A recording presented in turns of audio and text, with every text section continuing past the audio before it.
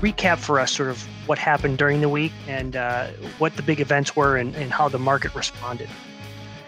Yeah, take you back to Sunday evening. Futures were limit down, so down 5%. And then 8 a.m., the Fed came out, 8 a.m. Eastern time, the Fed came out with their announcement of opening all these new special purpose vehicles to buy corporate bonds, expanding to buy municipal bonds, and announced this QE Unlimited program. And you saw a huge reversal in the futures. So you went from limit down 5% to the market opening, the cash open, up 2.5%. And then throughout the day, equities just sold off. They sold off, and it actually ended up being a very ugly day.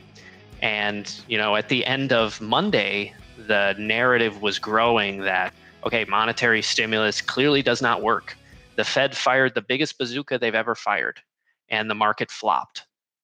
And also there's still a lot of negotiating back and forth on fiscal stimulus. But what you did see Monday was stocks sold off and interest rates fell, which was key because it showed that what the Fed did, at least it made the bond market start to function more normally.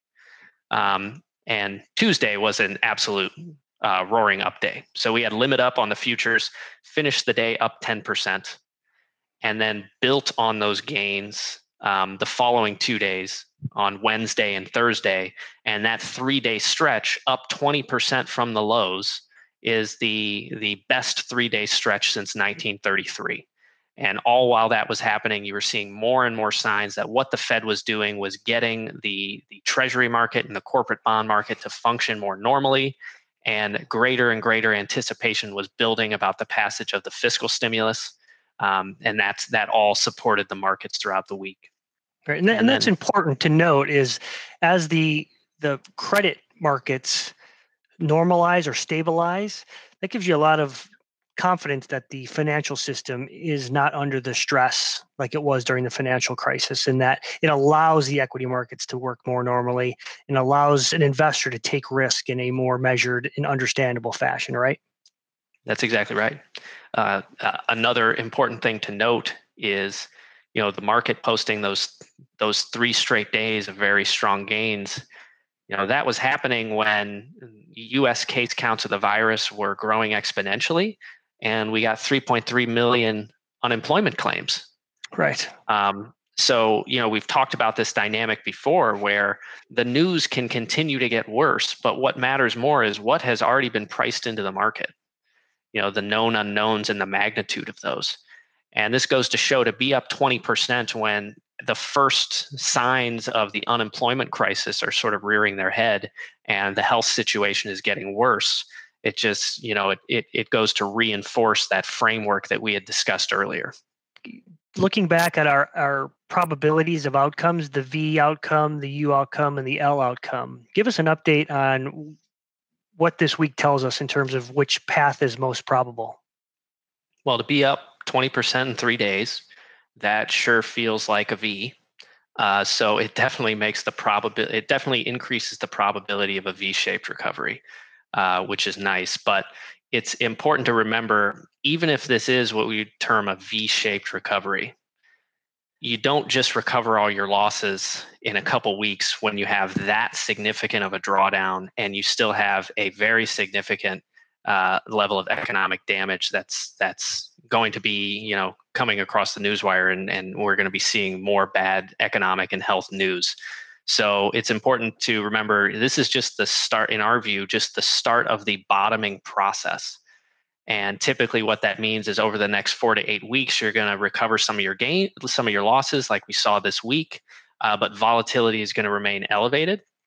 And you would expect there's a very high probability that we're going to have to retest the lows from this Monday, sort of double bottom, before we ultimately move higher and recover. So it was very interesting throughout the week. Monday, Tuesday, very much encouraging folks, hey, this is not a time to get out of stocks and go into cash. But then on Thursday, have to talk about how, hey, we don't need to panic buy here. This is the start of a bottoming process. So just a very, very interesting dichotomy throughout the week, a huge difference a 20% rally makes. Yeah, the power of FOMO, right? You don't want to miss out on the upside, but you don't want to have any of the downside. So during this process, the ability for you to assess where you are from an investment standpoint, you're not going to miss it all. It's not like we're going to go right back up to 3386 on the S&P. What should you be thinking about during this bottoming process, and how should you be thinking about entering and exiting, if at all, during the bottoming process? Yeah, the ideal situation is during the drawdown, you are underweight equities. During the bottoming process, you're neutral, you're at your target weight. And once we get towards the end of the bottoming process, and perhaps once we double bottom, which if we hold a double bottom, that gives you a lot of confidence we can move higher, that's when you want to start moving overweight. So the first leg, want to be defensive. Thankfully, all our clients are more defensive during the drawdown. During the bottoming process, that's where you don't want to sort of back up the truck and just start buying stocks with your eyes closed. It's not the time for that type of risk taking. You want to look at individual opportunities, buying high quality names that you're comfortable holding for the long term, and start getting your equity exposure back up towards neutral. And then once we double bottom, that's when, all right, it's time to start to put your foot on the gas and go overweight equities and look at a lot of areas that are maybe more beaten down, more cyclical.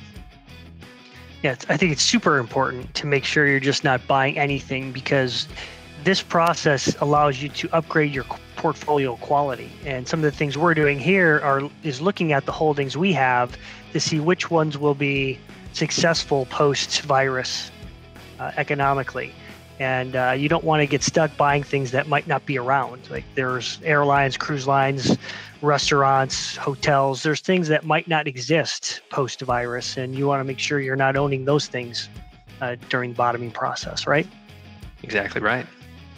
So thanks for joining today. We've got a lot of content planned for this week. We've got our monthly update, which will be out on Wednesday, which will cover the March look at markets. And we've got quite a bit of content being developed with respect to the fiscal package and answering such questions as, how will it work? When will I get my money? Will I be taxed on it? Will I have to pay it back? All those interesting things people want to know. So stay tuned for more, and thanks for joining.